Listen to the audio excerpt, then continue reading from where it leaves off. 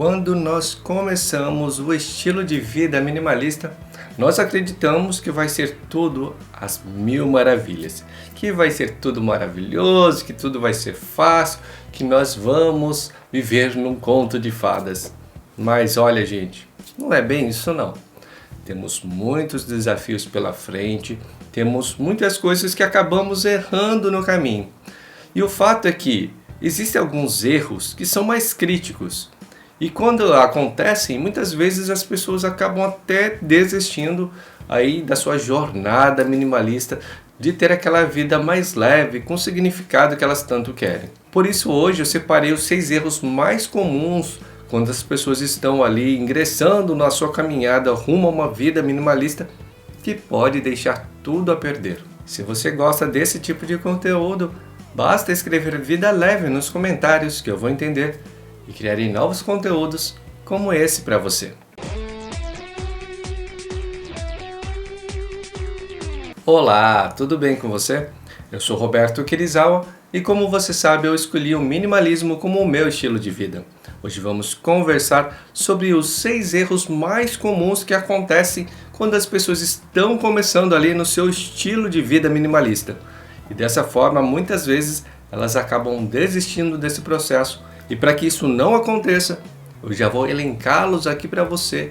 E então você vai poder contorná-los aí enquanto estiver aí fazendo a sua jornada minimalista. O primeiro erro é dar ouvido às outras pessoas. Muitas vezes as pessoas que estão ao nosso redor acabam falando, né? Olha, para que fazer isso? Para que jogar isso? Para que se desfazer daquilo? Você vai doar mesmo isso?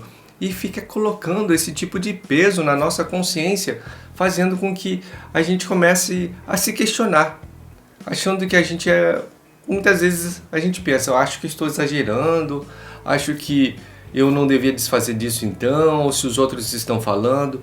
Mas você tem que entender que a maioria das pessoas, elas estão vivendo dentro de um paradigma atual da sociedade, que é o quê? O consumismo. É a ideia de quanto mais tem, melhor. É a ideia de que você só é algo, né, alguém na sociedade quando você tem muitas coisas, quando você tem coisas de grife, de luxo, para poder ostentar. E infelizmente é isso, é dessa forma que as pessoas pensam. Então nós não podemos nos balizar através dos conceitos que essas pessoas têm. Nós temos que entender que elas estão com essa limitação, né, esse paradigma. Então não adianta você querer discutir, não adianta você querer forçar a outra pessoa entender o que você está passando, o seu ponto de vista, a transformação que você está buscando. Você pode até falar e em alguns casos é legal que muitas vezes um amigo, uma melhor amiga pode aderir, né, a essa ideia e te ajudar também nesse processo. Os dois, né, as duas pessoas fazerem juntos, que é melhor ainda. Mas passado isso, se a pessoa não compreender e continuar falando, eu acho que nós temos que apenas aceitar ali, né, pelo menos fingir que aceitamos, para não ficar discutindo, mas não deixarmos nos contaminar com isso. O segundo erro muito comum é que a pessoa no começo ela está tão empolgada que ela quer destralhar tanto que ela tira demais da casa. Então, sabe, imagina uma casa branca, com paredes brancas, né? Que tinha alguns quadros ali e tudo mais. Podia ser até que tinha muitos quadros. Mas aí ela vai e tira tudo, deixa aquela parede totalmente branca sem nada. E aí fica um ambiente sem graça. Imagina uma casa com paredes brancas, sem nenhum quadro na parede, sem nenhuma planta para ajudar na decoração, só com um sofá ali, realmente fica um ambiente estéril. E é justamente esse tipo de ambiente que muitas vezes as pessoas imaginam para quem tem uma casa minimalista, para quem tem um tipo de vida no estilo minimalista, né? Que é um ambiente assim. E a pessoa acaba falando que quer deixar o ambiente da casa dela no estilo minimalista e acaba ficando assim, justamente da forma como as pessoas acham que é, e por isso que as pessoas não querem se tornarem minimalista. Então, na verdade, é diferente. Quando você está decorando de forma minimalista, você não precisa abrir mão de todos os seus objetos de decoração, toda a decoração da sua casa. Você pode manter um quadro ou outro. Numa parede grande é legal ter um quadro grande. Numa parede pequena é legal ter um quadro pequeno. É legal ter plantas. Plantas, elas são ótimos objetos, não só de decoração, mas também para quem gosta de Feng Shui, elas são ótimos filtros energéticos. Então, tem possibilidades de você manter o ambiente decorado de forma minimalista. E você tem que tomar esse cuidado, porque senão você pesa demais na mão e acaba ficando um ambiente assim estéril e um ambiente que você fala, olha, se isso é ser minimalista, eu não quero mais ser. Que no caso não é, né? Não é o certo isso. Tome bastante cuidado porque muitas vezes acaba acontecendo isso. O terceiro erro muito comum é que as pessoas acabam deixando de lado muitas coisas na hora de destralhar. Ou seja, não fazem um destralhe bem feito. Então acaba deixando muita coisa de lado, ou passando batido mesmo, ou achando que vai usar um dia. E aí fica aquele destralhe que não foi um destralhe, sabe? Depois a pessoa mal acabou o ambiente, ela vai dar uma olhada naquele ambiente e começa a perceber que tem muita coisa ainda para voltar para fazer. Ela volta, refaz o destralhe, termina, olha de novo, vê que o ambiente ainda está cheio demais e vê que ainda tem coisas que precisam ser destralhadas. Esse ciclo se torna um ciclo vicioso de tal forma que a pessoa começa a ficar desmotivada e realmente é desmotivador. Então, sabe, tome cuidado, faça o destralhe da melhor forma possível. Não tenha pressa, pega um cantinho, faça com dedicação ali, depois que terminar aquele cantinho, vá para outro e vai fazendo assim. Porque senão você quer abraçar o mundo, né? Abraçar ali um ambiente, às vezes, que tem muita coisa, todo de uma vez, e aí não dá conta. Então toma cuidado para você fazer o destralhe da forma correta, com dedicação, com o tempo necessário. Se você tem interesse nesse tipo de conteúdo, em ver o minimalismo de uma forma totalmente diferente, já curte o vídeo, se inscreve no canal e clica no sininho para me ajudar a espalhar a mensagem. O quarto erro muito comum das pessoas quando estão se tornando minimalistas é acabar querendo desfazer de coisas que na verdade não precisam, né? Do tipo, se tem alguma coisa funcionando na sua casa, tá bom, não precisa desfazer dela. Às vezes você tem um móvel ali que você acha que ele não tem a aparência minimalista, mas ele está em bom estado, todos ali que moram na casa gostam daquele móvel, por exemplo, um sofá. Todo mundo gosta de sentar ali, ele ainda está em bom estado, ele faz com que as pessoas se reúnam ali para conversar e de repente você acha que aquele sofá não é minimalista, então você tem que trocá-lo. E aí, sabe, gera um sentimento ruim para todo mundo da casa, do tipo, você está fazendo coisas que não precisa.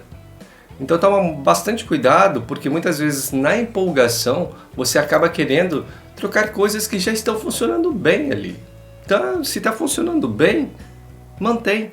Né? Como dizem, em time que está ganhando não se mexe. A ideia é mais ou menos essa. O minimalista não precisa ser radical. Na verdade, é pelo contrário, né?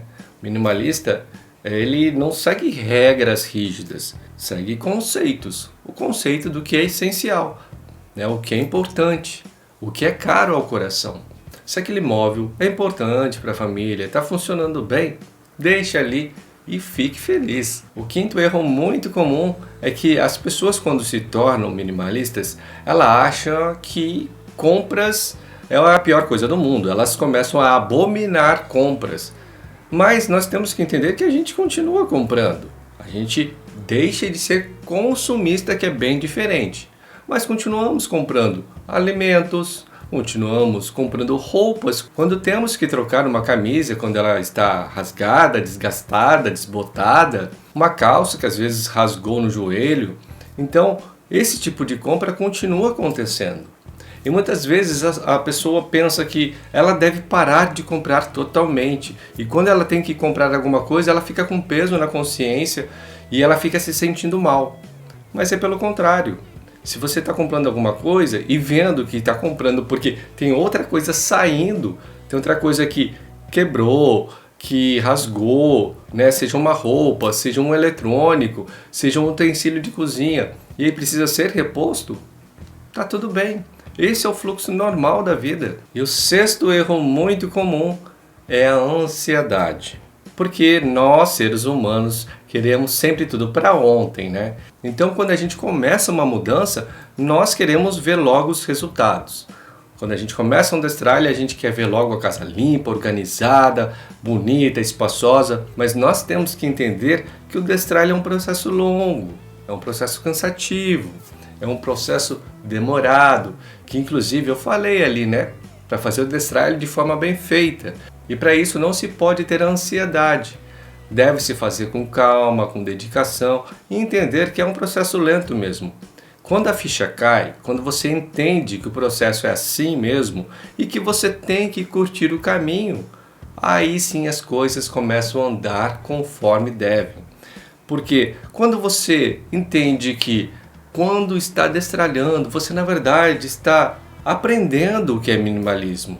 Você está entendendo o que é essencial, o que não é essencial, o que não é necessário, o que deve ficar ou não na sua vida. Quando você começa a fazer isso com objetos, automaticamente a sua mente também está se preparando para usar esse tipo de raciocínio em outras áreas da vida.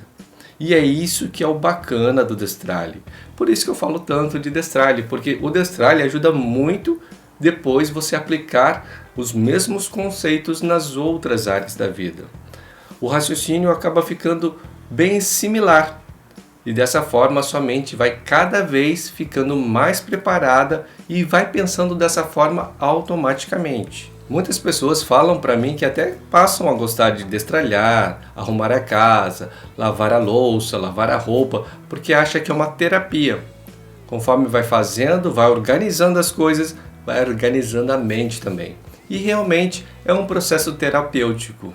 Essa coisa da arrumação, a organização externa acaba refletindo e fazendo também a nossa organização mental. Eu acredito que se você entender esses 6 erros que podem ser cruciais na sua caminhada rumo a uma vida mais leve, uma vida com significado, você vai deixar esse caminho mais suave, esse caminho melhor, mais tranquilo. E é por isso que eu fiz questão de explicar esses erros mais comuns e espero que então você, ao entendê-los, consiga contorná-los e chegar no seu tão sonhado objetivo. Se você achou que este conteúdo teve valor para você e pode ajudar alguém que você conheça, compartilhe como demonstração de carinho. Muito obrigado e até a próxima!